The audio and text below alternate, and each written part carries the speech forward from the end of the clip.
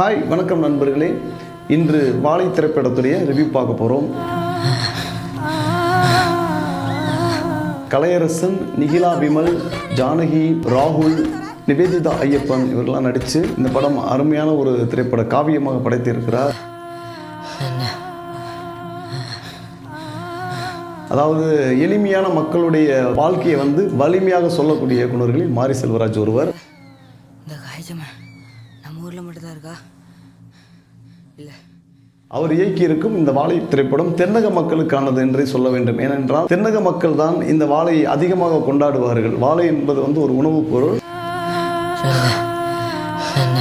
அந்த பொருளுக்கு முக்கியத்துவம் கொடுக்கக்கூடிய பகுதின்னு பார்த்தீங்கன்னா தென்னக மாவட்டங்களில் வாழை இல்லாதவர்கள் இருக்க மாட்டார்கள். அந்த மாதிரியான ஒரு வாழையை மையப்படுத்தி ஒரு கதை எழுதி அந்த கதைக்குள்ள ஒரு வாழ்வாதார விஷயங்களை சொல்லியிருக்கிறார்.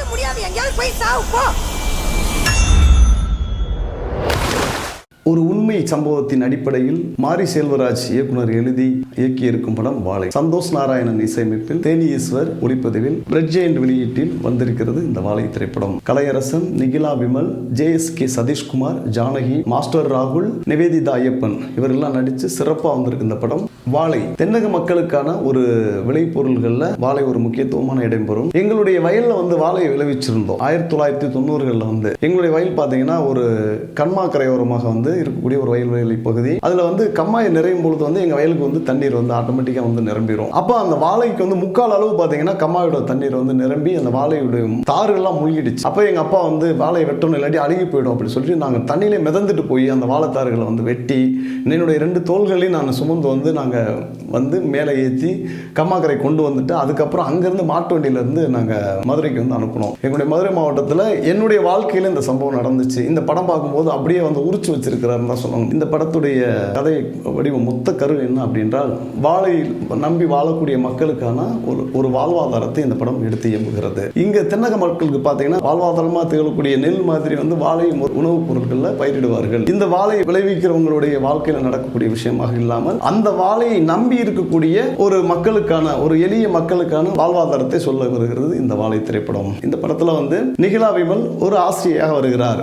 இந்த ராகுலும் நிவேதிதா ஐயப்பனும் அங்கே ஒரு பள்ளிக்கூடத்தில் படிக்கிறாங்க. இந்த நிகிலா விமல் அவங்கள அடிக்கடி சந்தித்து அவர்கள் இந்த ஆசிரியை மேல ரொம்ப பிரியமுள்ளவர்களாக ஒரு கட்டத்தில் சொல்லுவார். நிகிலா விமல் கேட்பார், என்ன ஏன் பிடிச்சிருக்கு நீ சொல்ற அப்படின்னு சொல்லி ராகுல்கிட்ட கேட்பார். ராகுல் தான் அந்த படத்துல கதாநாயகன் கூட சொல்லலாம். அவ்வளோ அற்புதமா அந்த கதையில ஒன்றி நடித்திருக்கிறார், உயிர் கொடுத்து நடித்திருக்கிறார். நல்ல ஒரு மாஸ்டர் ராகுல் ஒரு அப்பா அவங்க கேட்பாங்க, என்ன கேட்பாங்கன்னா, என்ன ஏன் பிடிச்சிருக்கு என்ன பிடிச்சிருக்குது, நேத்து பிடிக்கலையா அப்படின்னு கேட்பாங்க. இல்ல டீச்சர், நீங்க நேத்து எங்க அம்மா மாதிரி அழகா இருந்தீங்க, இன்னைக்கு எங்க அக்கா மாதிரி அழகா இருக்கிறீங்க ரொம்ப அப்படின்னு சொல்லுவாரு. அந்த காலகட்டத்தில் பார்த்தீங்கன்னா 90களில் அதாவது 80களில் பார்த்தீங்கன்னா ஒரு டீச்சருக்கும் ஒரு மாணவர்களுக்கும் ஒரு சின்ன ஒரு பிரியமுடன் கூடிய ஒரு நட்பு இருந்துகிட்டே இருக்கும். அந்த நட்பு ரொம்ப அழகா சொல்லியிருக்கார் மாரி செல்வராஜ். அதாவது நிறைய பேர் சொல்லும்போது பார்த்தீங்கன்னா கதையில நிறைய பிசகுகள் ஏற்பட்டு தப்பி தவறி வேற மாதிரி சொல்லுவாங்க. இதுல நேர்மையா அழகா சொல்லியிருப்பாரு.